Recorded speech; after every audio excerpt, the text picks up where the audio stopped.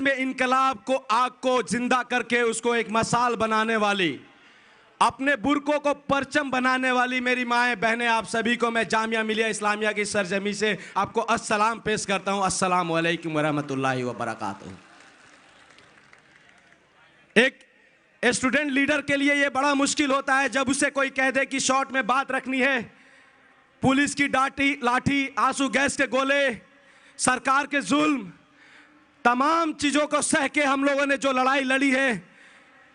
और हम लोग को जो लड़ाई को लड़ने का हौसला मिला है, कहीं ना कहीं उसके पीछे आप लोग की दुआएं, आप लोग की जो खड़ा होने की आप लोग की ताकत रही है, आप लोग जिस मजबूती के साथ देश के कोने कोने में खड़े रहे हैं, वही मजबूती हमें मिला है कि हम पुलिस के आंसू गैस और लाठी चार्ज के बावजूद भी हम डटे हुए हैं और पिछले 45 दिनों में दिल्ली के सरजमी पे 24 घंटे आंदोलन चला रहे हैं। जब 13 दिसंबर को पहली बार लाठी चार्ज हुआ, जब मोदी सरकार को लगा था कि वो संगीत दिल्ली पुलिस का इस्तेमाल कर हमारे हौसले को दबा देगी, हमें जुल्म से दबा देगी, उसके बाद भी हम खड़ा हुए। और जब 15 दिसंबर को फिर वही दिल्ली पुलिस हमारे कैंपस में घुस के, हमारे लाइब्रेरी में घुस के हजारों आंसू गैस के गोले छोड़े, सैकड़ों लड़के लड़कियों के सर तोड़े, हाथ तोड़े, आंख फोड़े, इसके बावजूद भी हम लोग एक इनकलाब बन के खड़ा हुए और इस बात को मोदी सरकार को साफ पैगाम दिया कि खून के बूंद जो भी सड़क पे गिरेगा वो इनकलाब बन के पैदा होगा और तुम्हारे जुल्म से और तुम्हारे जाति से हम लोग पीछे नहीं हटने वाले हैं। और जब हम लोगों का हिम्मत थोड़ा बहुत भी डगमगाया तो शाहीन बाग की माए घर से निकली और कही कि मेरे नौजवान बेटो, लड़ाई लड़ो, जुल्म का जवाब बन के खड़ा हो जाओ, पीछे मत हटो, तुम यूनिवर्सिटी के कैंपस में लड़ो और हम लोग सड़कों पे उतर के इन सड़कों को अपने आंदोलन से आबाद करेंगे, आंदोलन से बुनियाद करेंगे। और आज जो नतीजा है कि आज इस देश के सैकड़ों इलाकों में, सैकड़ों सड़कें पे हमारी मां बहनें उतर के इनकलाब को मसाल बनाई हुई हैं। और मैं इस मंच से कहना चाहूंगा कि इस लड़ाई की लीडर हम जैसे कोई युवा छात्र नहीं है, बल्कि ये माएं हैं जो आज सड़क पे उतर के हमें सरपरस्ती देने का काम कर रही हैं। ये दिल्ली में बैठा हुआ है दो चोर, दो तानाशाहों को लगता है कि इन छात्रों को हम दबा देंगे। इनके पास 303 झूठे चोर बैठे हुए हैं तो इन्हें लगता है कि संसद में कोई भी बिल पास करके देशवासियों पे थोप देंगे। तो सुनो, ये गांधी अंबेडकर का देश है, ये गांधी भगत सिंह अशफाक का देश है, जिन्होंने लड़ते लड़ते मरना सिखाया है, ना कि देश के लिए गद्दारी करना सिखाया है। तुम्हारे काले कानून के खिलाफ आखिरी दम तक लड़ेंगे, या तो जीतेंगे या तो शहीद अशफाक और भगत की तरह शहीद हो जाएंगे, लेकिन पीछे नहीं हटेंगे। जब ये पुलिस और गोली से हार गए, जब 19 दिसंबर का एक दिन होता है जब शहीद अशफाक,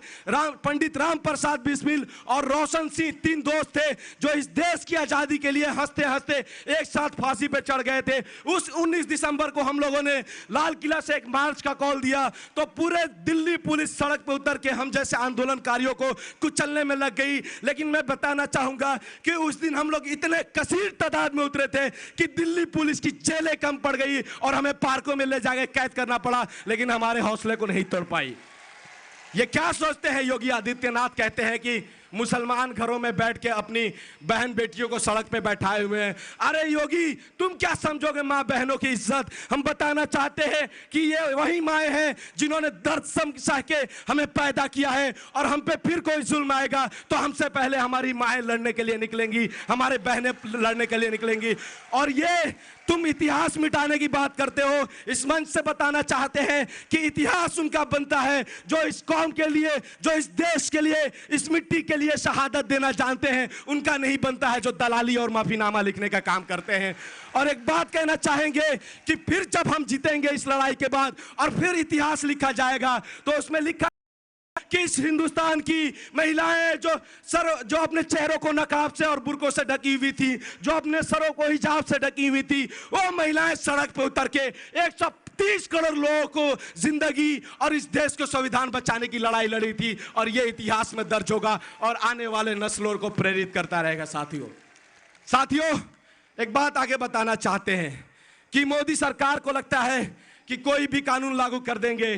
धारा 370 लाया, ट्रिपल तलाक लाया, कश्मीर का मामला को कैसे खत्म, कश्मीर को कैसे कुचल दिया, इन तमाम मुद्दों पे लगा कि ये लोग तो सोए हुए लोग हैं। ये मोदी सरकार कहता था कि ये मुस्लिम महिलाएं प्रताड़ित की हुई हैं, ये किचन से बाहर नहीं निकलती हैं। तो आज ये सरकार देख रही है कि जो महिलाएं घर की गृह मंत्रालय संभालती हैं, आज वो सड़कों पे इसी देश का गृह मंत्रालय को चैलेंज करते हुए ये बात को गवाही दे रही है कि हम ही घर चलाते हैं और जब समय आता है तो हम ही रजिया सुल्तान और रानी लक्ष्मीबाई बन के शहादत देके देश को आजादी बरकरार रखने की संघर्ष करते हैं और कुर्बानी देते हैं। साथियों एक बात कहना चाहते हैं कि संघर्ष एक दिन का नहीं है, संघर्ष आने वाले, जैसे 200 साल की लंबी लड़ाई के बाद हमें आजादी मिली थी, आज फिर उस आजादी को कुचलने की बात की जा रही है। बाबा साहेब भीमराव अंबेडकर ने कहा था कि तुम कितना भी सामाजिक भागीदारी ले लो, जब तक सड़कों पर उतर के राजनीतिक भागीदारी सुनिश्चित नहीं करोगे तब तक ये संघी लोग तुम्हें कुचलते रहेंगे। हम सड़कों पे उतरे,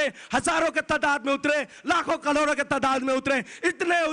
उतरे कि ये सड़क गूंज उठे और संसद में बैठे हुए आवारा लोगों के कान चीख से फट जाए। हमारी इस लड़ाई को हमें लड़ना है। और एक बात कहना चाहते हैं,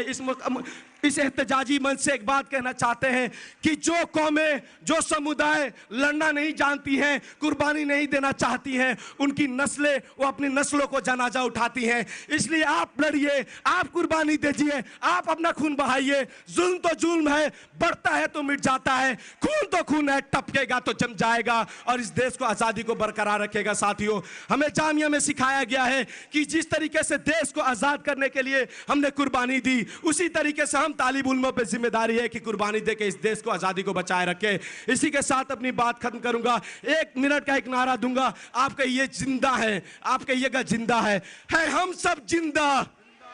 है, हम सब जिंदा, भगत भी जिंदा, अशफाक भी जिंदा।